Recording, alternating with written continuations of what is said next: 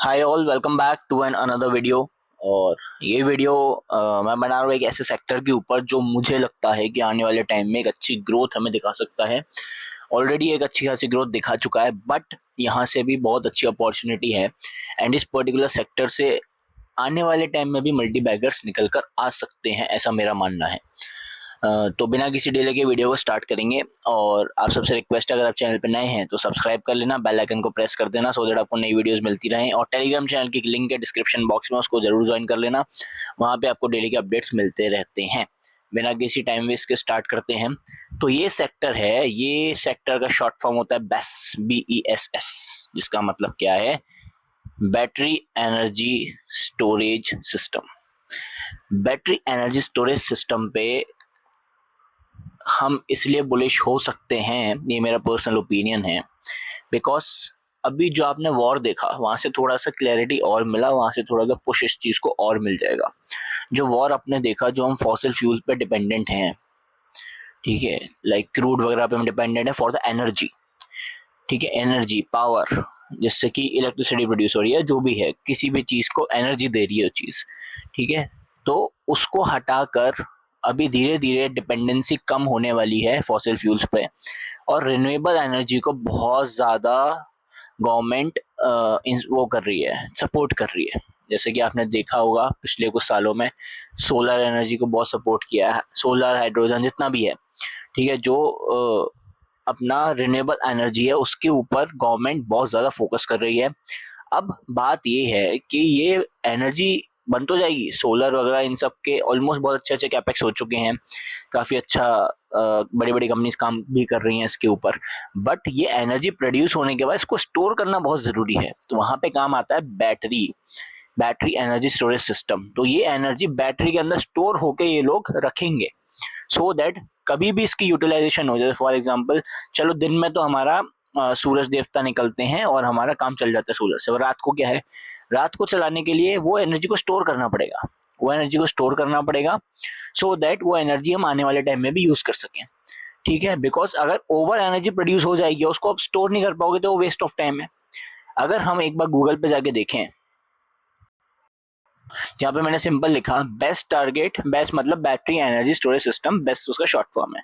Best target India versus now, मतलब India का क्या टारगेट है और अभी किस लेवल पे हम लोग हैं। तो यहाँ पे आप लोग क्लियर देख सकते हैं, India battery storage system sector scaling rapidly, transaction from 500 megawatt of operational capacity to a massive projected demand of 200 gigawatt by 2030।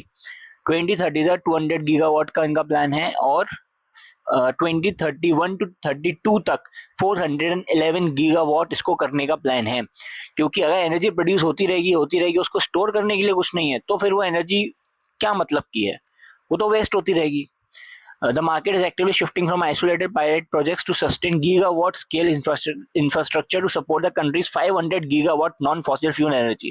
जो 500 gigawatt को अचीव करना है 2030 तक रिन्यूएबल एनर्जी को उसको स्टोर करने के लिए आज की डेट में बैटरी एनर्जी स्टोरेज सिस्टम पे ज़्यादा फोकस किया जा रहा है। अगर आप यहाँ पे देखोगे market size and financial milestones, current market value क्या है, India best market is valued at रफली $2 बिलियन आज की डेट में है, and is on a track to reach $8.59 billion by 2031। कितना डिफरेंस है, $6 बिलियन का ऑलमोस्ट डिफरेंस है। और ये कितने परसेंट से ग्रो हो रहा है, CAGR के 33% से ग्रो हो रहा है एवरी ईयर, कंपाउंडेड ग्रो हो रहा है। मतलब इस पर्टिकुलर सेक्टर में बहुत अच्छा ग्रोथ आने वाला है।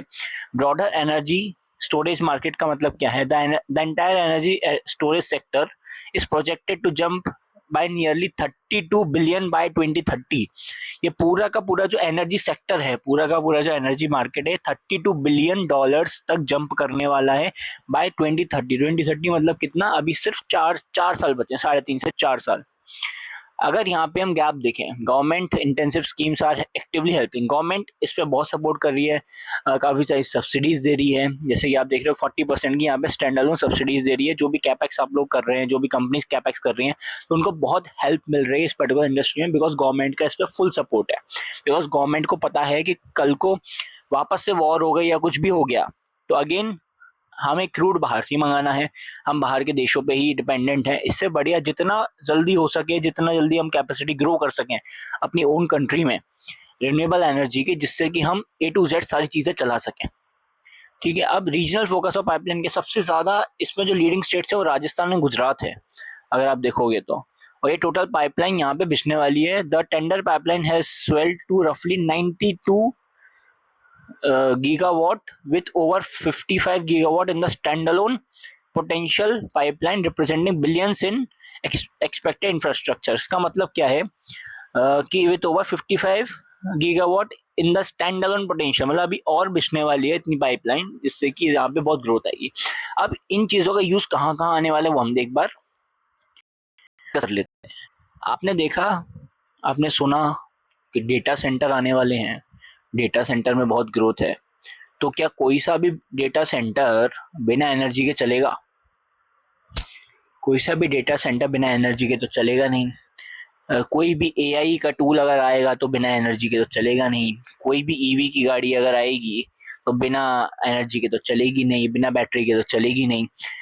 तो ये एक तरह से बैकवर्ड इंटीग्रेशन है जो नए सेक्टर्स बुल रन में जाने वाले हैं उनके लिए। मतलब ये डेटा सेंटर्स के लिए एक तरह से रॉ मटेरियल है, एआई के लिए एक तरह से रॉ मटेरियल है, ईवी के लिए एक तरह से रॉ मटेरियल है। क्या? बैटरी एनर्जी स्टोरेज सिस्टम, मतलब एनर्जी को स्टोर, मतलब एनर्जी आप ये मान लो, एनर्जी को स्टोर करके रखना।